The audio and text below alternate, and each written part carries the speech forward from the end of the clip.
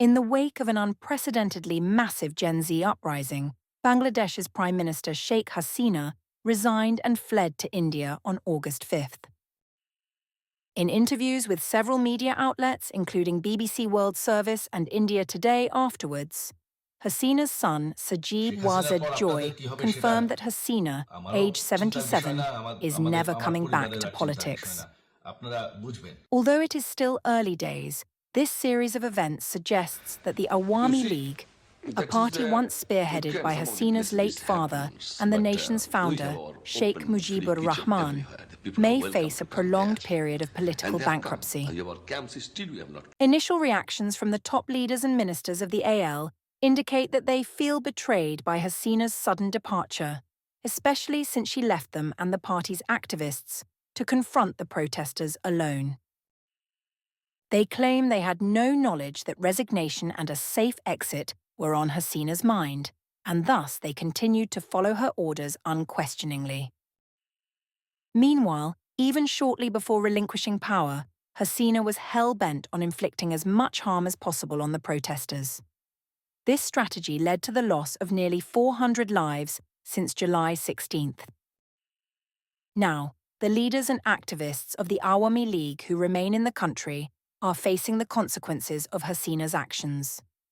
Since her departure, angry citizens, along with activists from the Bangladesh Nationalist Party, BNP, and Jamaat-e-Islami, among others, have been setting fire to the homes of AL leaders, looting their assets, and sometimes even taking their lives. The general consensus among Awami League leaders and activists is that if they had known about Hasina's true intentions, they too would have either left the country or gone into hiding before it was too late, rather than getting their hands dirty in the nationwide violence. Now, many are angry at their party leader, claiming Hasina only thought of herself and did not care about what would happen to her followers. Therefore, it is very unlikely that even if Hasina herself or any member of her family, particularly her son Joy, were to return to the country and attempt to reorganize the party, it would be of much help. This situation leaves the Awami League with a notable lack of leadership. The party's second-in-command, Obaidul Quadr, who also served as the Minister of Road, Transport and Bridges in Hasina's now-abolished final cabinet, is likely too implicated in the recent violence to be a viable choice. The quota reformation protest turned violent when the Bangladesh Chhatra League, the student wing of the Awami League, attacked demonstrators on the Dhaka University campus. It was Quadr who instigated the violence by earlier stating that the Bangladesh Chhatra League was enough to quell the demonstration. Several Bangladesh Chhatra League leaders have confirmed that their violent actions were not undertaken of their own accord but were orchestrated by Quadr. Indeed, throughout the protest days, Quadr continuously made remarks encouraging Bangladesh Chhatra League activists to use violence against the protesters. Without the assurance of support and potential reward from such a high-ranking party official, Bangladesh Chhatra League leaders likely would not have been so ruthless. When a nationwide curfew was imposed on July 20th, Quadr also told the media that law enforcement agencies had been given a shoot-on-sight order. It is evident that Quadr was the main instigator behind the violence perpetrated by both the BCL and law enforcement agencies, which resulted in such a huge toll of deaths over the past 3 weeks in Bangladesh. As a result, Quadr has lost credibility not just among the broad public, but among his party members. Last week, former BCL student leaders even booed him at the AL party office. The broader issue with Bangladesh's top two political parties, AL and BNP, is that their leadership has always been concentrated within a single family each. Now, with the party facing its gravest crisis this century, Quadr is nowhere to be seen.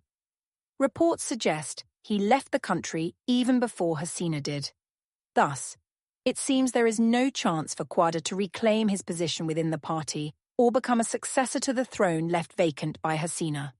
Hasina is the daughter of Sheikh Mujibur Rahman, while Begum Khalida Zia, a two-time Prime Minister, is the wife of the BNP's founder, Ziaur Rahman. Zia had been under house arrest since 2018 due to a corruption case, and her son Tariq Rahman, the BNP's acting chairman, has been in exile in London, ironically, the same city where Hasina is believed to be seeking refuge. Despite this, Tariq Rahman has retained significant popularity among BNP loyalists. Now that he is returning to Bangladesh, he is expected to receive unanimous support from his party members. The situation is quite different for the Awami League.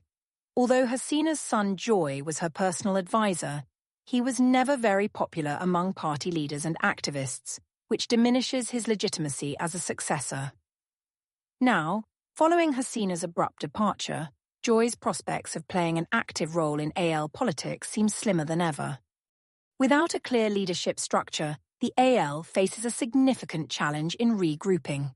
It will struggle to be a contender in the eventual elections under an interim government aimed at restoring democracy in Bangladesh. Even in another 5 years, it seems unlikely that AL will be able to recover and regain its former status. If you found this content valuable, don't forget to like, share, and subscribe to Truth Today for more updates and insightful analysis. Your support helps us continue to bring you the truth today and every day. Stay tuned, stay informed, and remember, Truth Today is your source for the stories that matter. Until next time, stay safe and stay informed.